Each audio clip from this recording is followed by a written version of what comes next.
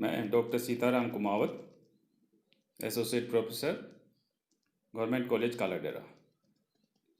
मैं आपको ऑनलाइन हिंदी साहित्य पढ़ा रहा हूँ। हिंदी साहित्य के जो बीए पाठ तृतीय वर्ष है, उसके पाठ्यक्रम में आधुनिक काल संकलित है।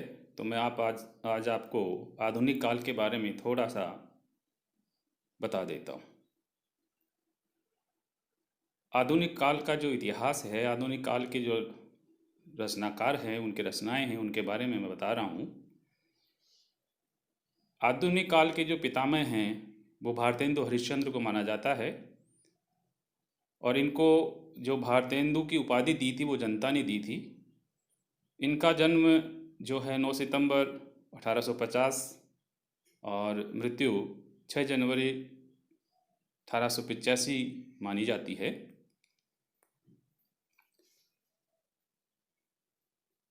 इस युग की शुरुआत 1850 से 1900 तक मानी जाती है। इसका नामकरण भारतेंदु के नाम से ही हुआ है कि हिंदी नवजागरण के अग्रदूत भारतेंदु हरिश्चंद्र के नाम पर इस युग का नामकरण किया गया है। इस काल को नवजागरण काल भी कहा जाता है।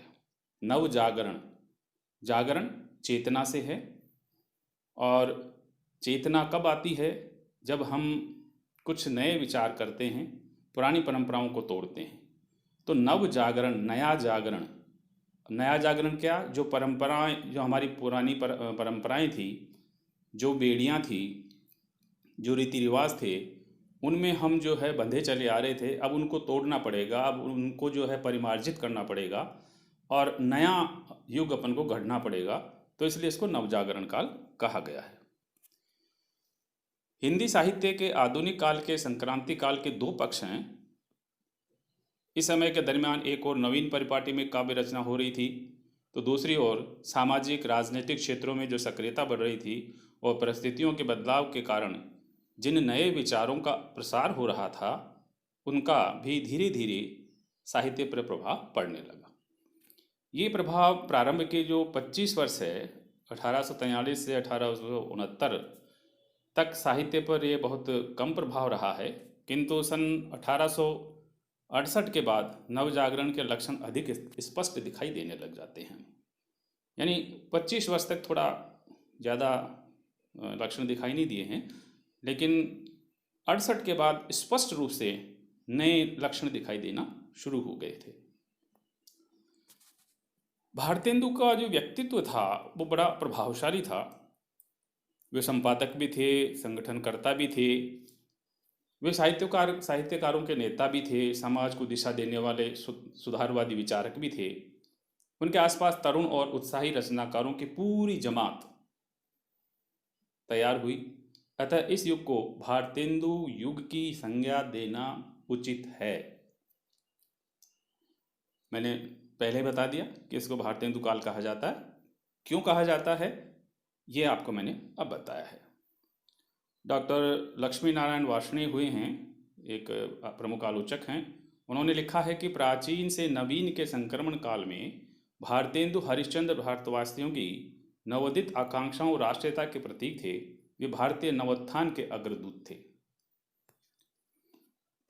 भारतेंदु के पहले ब्रज भाषा में, फिर भक्ति और श्रृंगार पर रचनाएं होती थी, और लक्षण ग्रंथ भी लिखे जाते थे। यानी भारतेंदु युग में भी जो रीतिकालीन ब्रजभाषा थी उसका ही प्रयोग होता रहा था, और भक्ति और श्रृंगार पर रचनाएं हो रही थी, और लक्षण ग्रंथ भी लिखे जा रहे थे, काव्य ग्रंथ भी लिखे जा रहे थे।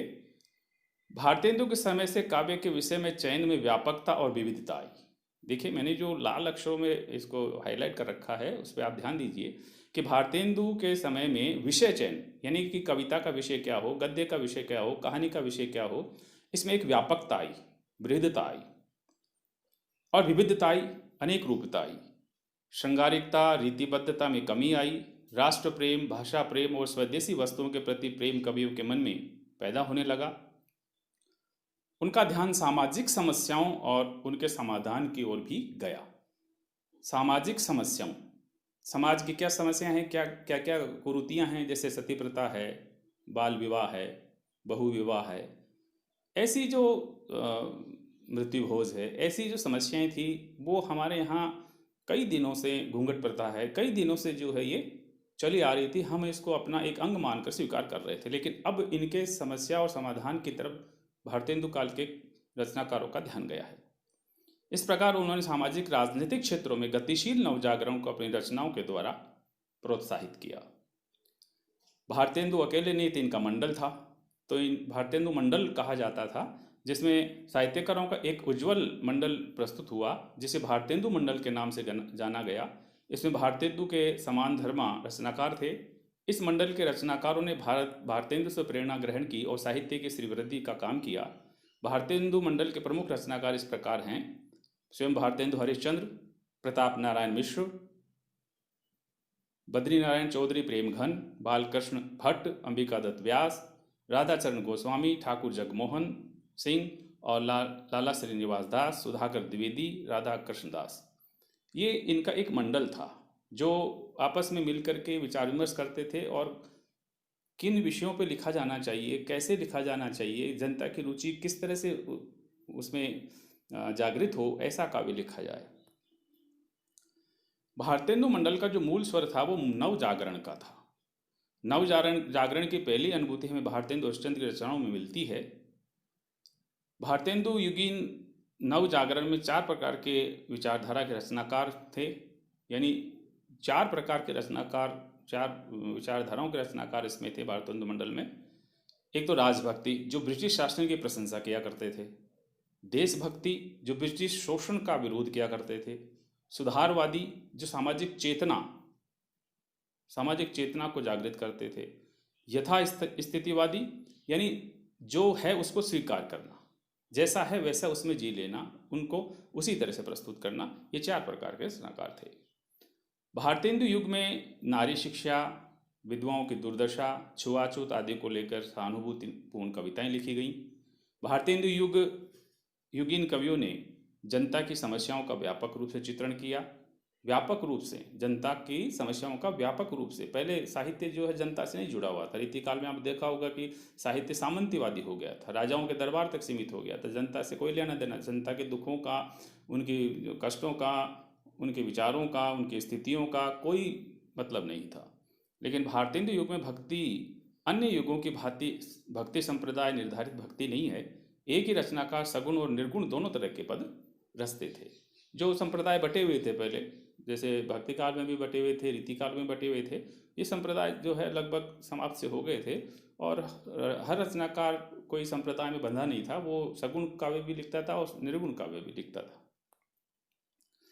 इस युग की भक्ति रचना की विशेषता ये थी कि निर्गुण सगुण भक्ति में सगुण भक्ति ही मुख्य साधना थी और सगुण भक्ति में भी कृष्ण भक्ति काव्य अधिक परिमाण में रचे गए। सगुण जो काव्य साधना थी वो ज़्यादा हुई और राम की बजाय जो कृष्ण भक्ति काव्य धारा थी उसी के अनुसार जो है और ज़्यादा रचनाएं दिखाई देने लगी। भारतेंदु युगीन कवियों ने श्रृंगार चित्रण में भक्तिकालीन कृष्ण काव्य परंपरा, रीतिकालीन नक्शिक परंपरा, नायिका भेद परंपरा और उर्दू कविता से संपर्क के फलस्वरूप प्रेम की वेदनात्मक व्यंजना को अपनाया। यानी श्रृंगार और भक्ति में कृष्ण काव्य परंपरा, रीतिकाल में नक्शिक वर्णन, नायिका भेद परंपरा और उर्दू के संपर्क में आने से जो है प्रेम की जो वेदनात्मक अनुभूति है, वेदनात्मक व्यंजना है, उसको उन्होंने अपनाया है। भारतेंदु युगीन रीति निरूपण की तरह समस्या पूर्ति भी रीतिकालीन काव्य प्रवृत्ति थी, जिसे भारतीय युगीन कवियों ने नया रूप दिया था। इसे सामंतोन्मुख के स्थान पर जनोन्मुख बनाया। कविता को जन उन्मुख बनाने का सबसे अधिक श्रेय समस्या पूर्ति को ही है। समस्या पूर्ति का मतलब समस्या का समाधान, समस्या की पूर्ति हो। भारतेंदु कविता वर्धनी सभा के जरिए समस्या पूर्तियों का आयोजन करते थे। इनके देखा देखी कानपुर के जो रसिक समाज है, आजमगढ़ के जो कवि समाज है, उन्होंने भी समस्या पूर्ति के सिलसिले को आगे बढ़ाया है। भारतेंदु युग में प्रबंध काव्य कम लिखे गए हैं। जो प्रबंध काव्य जैसे महाकाव्य होते हैं, तो बड़े बड़े जो प्रबंध काव्य हैं वो कम लिखे गए हैं, जो लिखे गए हैं वो प्रसिद्ध नहीं हो पाए। मुक्तक कविताएं ज़्यादा लिखी गई हैं और ये लोकप्रिय भी हुई हैं। भारतेंदु ने उन मुक्तक काव्य रूपों का पुनरुद्धार किया जिन्हें अमीर खुसरो के बाद लगभग भुला दिया गया था, जैसे अमीर खुसरो की पहेलियाँ और मुकरियाँ। ये जो है इनका पुनरुद्धार भारतेंदु ने किया। भारतेंदु युग में भाषा के क्षेत्र में द्वैत विद्यमान रहा। पद्य के लिए ब्रजभाषा और गद्य के लिए खड़ी बोली का प्रयोग होने लगा। हिंदी गद्य की प्राय सभी विधाओं का सूत्रपात भारतेंदु युग में हुआ। यानी भारतेंदु युग में जो भाषा है उसमें दो तरह की जो है भाषा का प्रयोग किया जाने लगा। जब पद्य रचना किया करते थे तो ब्रजभाषा का प्रयोग होता था, और जब खड़ी बोली लिखी जाती थी तो खड़ी बोली की गद्य लिखा जाता तो खड़ी बोली का प्रयोग किया जाता था। और ये सूत्रपात जो है हिंदी गद्य की जो विविध विधाएं हैं, जैसे संस्मरण है, जीवनी है, नाटक है, एकांकी है, रिपोर्टदार्ज है, ये जो विधाएं हैं उन विधाओं पर जो है भारतेंदु युग में ही इनकी शुरुआत मूल रूप से हो पाई थी। समग्रतः भारतेंदु युगीन काव्य में प्राचीन और नई काव्य प्रवृत्तियों का मिश्रण मिलता है।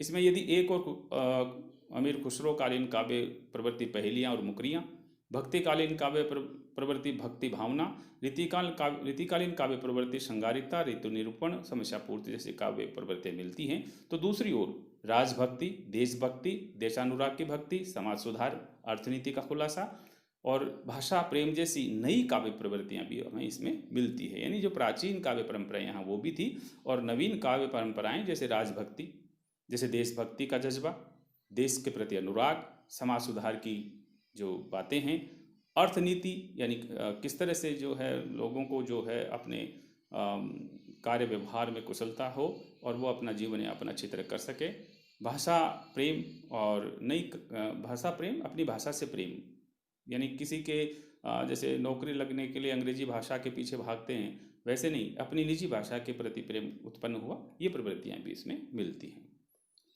अब मैं आपको प्रसिद्ध कथन बता रहा हूँ जिनसे जो ये प्रतीत होता है कि उस वक्त जो है कैसी जो है प्रवृत्ति रही है, कवि का स्वभाव क्या था, कवि क्या अंदर ही अंदर कसमसा रहा था, क्या उसमें कहने की क्षमता थी, क्या नहीं कहने की क्षमता थी। इन शब्द जो कथन है इनसे आपको अच्छी तरह पता लग जाएगा। रोऊं सब मिली आवहूँ भारत भाई, हा हा भारत दुर्दशा न देखी जाए। अंग्रेज़ों के कारण जो अंग्रेज़ों ने जो भारत में ईस्ट इंडिया कंपनी की स्थापना करके जो भारत को लूट लिया था, सोने की चिड़िया को जो कंगाल कर दिया था, यहाँ का जो देसी कच्चा माल है वो अपने इंग्लैंड ले जा करके जो है उसी को निर्मित करके भारत में बेचते थे।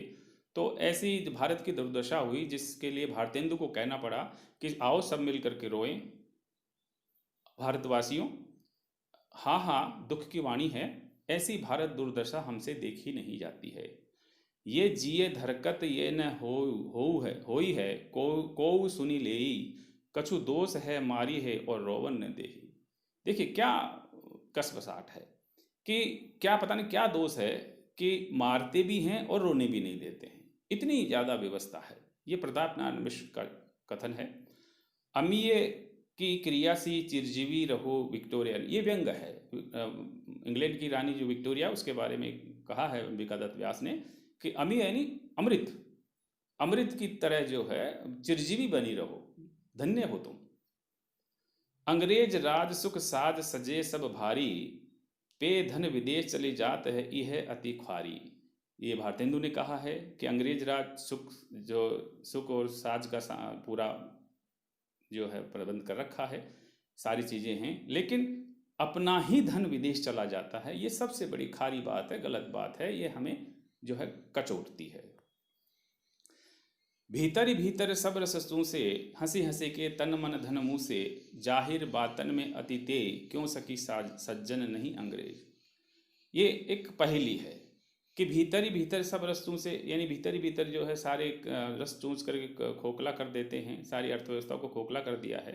हंसी हंसी के तन मन धन मुँह से, और हंस हंस करके बातें करके तन मन धन जो है खोस के ले जाते हैं, छीन के ले जाते हैं। जाहिर बातन में अति, जाहिर है कि बातों में बहुत तेज हैं, इसी कारण से जो है ये भारत को लूट के ले जा रहे हैं। क्यों सजी सज्जन, क्या ये सखी सज्जन है? नहीं, अंग्रेज हैं ये, अंग्रेजों ने ऐसा कर रखा है। अभी देखिए क्या दशा देश की हो, बदलता है रंग आसमां कैसे कैसे। अभी तो क्या है, अभी देखिए कि आसमां कैसा कैसा रंग बदलता है, कैसे कैसे आपको ये जो परिस्थितियां हैं वो देखने को मिलती है। प्रताप नारायण मिश्र ने कहा है, कौन करे करेजो नहीं कसकत, सुनी विपत्ति चाल विधवन की। देखिए विधवाओं की क्या दशा थी उस वक्त कि विधवा लोगों की जो है, जो विपत्ति सुनकर, समस्याएं सुनकर, उनके संकट सुनकर के किसका कलेजा कसकत नहीं है, किसका कलेजा जो है मुंह को नहीं आने लगता। ये प्रताप नारायण मिश्र ने किया है, जो समस्या पूर्ति के अंतर्गत आता है कि विधवाओं का जो पुनर्विवाह नहीं होता था, तो ये विधवाओं की जो है दशा है उसका वर्णन है। और बाल मुकुंद गुप्त लिखते हैं, देखिए, हे धनियों क्या दीन जनों की नहीं सुनते हो हाहाकार, जिसका मरे पड़ोसी भूखा उसके भोजन को धिक्कार। यानी जिसका पड़ोसी जो है भोजन के लिए तरसता है, भूखा मर जाता है, ऐसे भोजन को धिक्कार है, हमें नहीं चाहिए। तो हमें तो सबकी खुशहाली चाहिए, सब जो है खुशहाल होने चाहिए। बहुत फैलाए धर्म बढ़ायो छुआछूत को कर्म, ये भारतेंदु ने कहा है कि बहुत धर्म संप्रदाय फैला लिए, छुआछूत बढ़ा दिया, सभी धर्म में वही सत्य सिद्धांत न और विचारू, ये भारतेंदु ने कहा है। और परदेसी की बुद्धि और वस्तुन की कर आस, तह चौथाई जन रूखी रोटी को तरसत। प्रताप नारायण मिश्र ने कहा है कि परदेसी की बुद्धि, अंग्रेजों की जो चालाक बुद्धि है उसकी, और दूसरों की वस्तुओं की आशा करना मूर्खता है। इससे बढ़िया तो जो है जो तह चौथाई जन रूखी रोटी को तरसत, जो बहुत संख्यक जो लोग हैं वो एक सूखी रोटी के लिए जो है तरसता है, ऐसी हालत जो है भारत की हो गई है। निज भाषा उन्नति है सब उन्नति को मूल, निज भाषा ज्ञान के मिटत नहीं है कौशल। भारतेंदु ने कहा है, हिंदी के बारे में कहा है कि हमारी जो मातृभाषा है हिंदी, उसकी उन्नति ही सबसे बड़ी उन्नति है। और निज भाषा ज्ञान बिना, अपने भाषा के ज्ञान के बिना हृदय का जो सूल है, कष्ट है, वो नहीं मिट पाता है। अंग्रेजी पढ़ी के यद्यपि सब गुण होत प्रवीण, जपो निरंतर एक जवान हिंदू हिंदी हिंदू हिंदुस्तानी। प्रताप नारायण मिश्र ने कहा है कि अंग्रेजी पढ़ करके यद्यपि बहुत गुणवान माने जाते हो, प्रवीण माने जाते हो, वो चालाक माने जाते हो, लेकिन आपको हिंदुस्तानी होने के नाते केवल हिंदी को ही तवज्जो देनी चाहिए, हिंदी का ही जो ज़्यादा प्रयोग करना चाहिए। पे निज भाषा ज्ञान बिन रहत हीन को हीन। इसीलिए अपने जो खुद की जो निज भाषा है उसके ज्ञान के बिना जो है वो दीन का दीन ही रह जाता है। भारतेंदु ने गद्य की परिभाषा को परिमार्जित करके उसे बहुत ही चलता, मधुर और स्वच्छ रूप दिया। उनके भाषा संस्कार की महत्ता को सब लोगों ने मुक्त कंठ से स्वीकार किया है और वे वर्तमान हिंदी गद्य के प्रवर्तक माने गए हैं। ये रामचंद्र शुक्ल ने कहा है, जो साहित्यकार हुए हैं, बड़े बहुत बड़े आलोचक हुए हैं, उन्होंने जो है भारतेंदु को माना है, भारतेंदु की महत्ता को स्वीकारा है। और वो कहते हैं कि हिंदी गद्य को जो परिमार्जित किया है वो भारतेंदु ने किया है। और ये गद्य भी कैसा, चलता हो, यानी आम बोलचाल की भाषा का, और मधुरता के साथ, स्वच्छता के साथ, और संस्कार दिए हैं भाषा को, तो इसकी मुक्त कंठ से प्रशंसा करनी चाहिए, ये रामचंद्र शुक्ल कहते हैं। और रामचंद्र शुक्ल एक जगह ये भी कहते हैं कि भारतेंदु ने हिंदी साहित्य को एक नए मार्ग पर खड़ा किया, वे साहित्य के नए युग के प्रवर्तक भी हुए हैं। भारतेंदु, स्वयं भारतेंदु ने रसखान की जो भक्ति की कविताएं हैं उन पर रीझ करके उन्होंने कहा कि इन मुसलमानन जनन पर कोटिन हिंदू वारई, ऐसे मुसलमान भक्तों के ऊपर मैं करोड़ों हिंदुओं को वार सकता हूँ। इस तरह से अंत में जो भारतेंदु चंद्र कहते हैं कि हिंदी नई चाल में ढली, ये 1873 में इन्होंने कहा कि इस तरह से हिंदी का एक नया रूप, नया स्वरूप हमारे सामने आया और नई चाल में ढल करके सामने आती गई और हमारे सामने रास्ते खुलते गए। जय हिंद।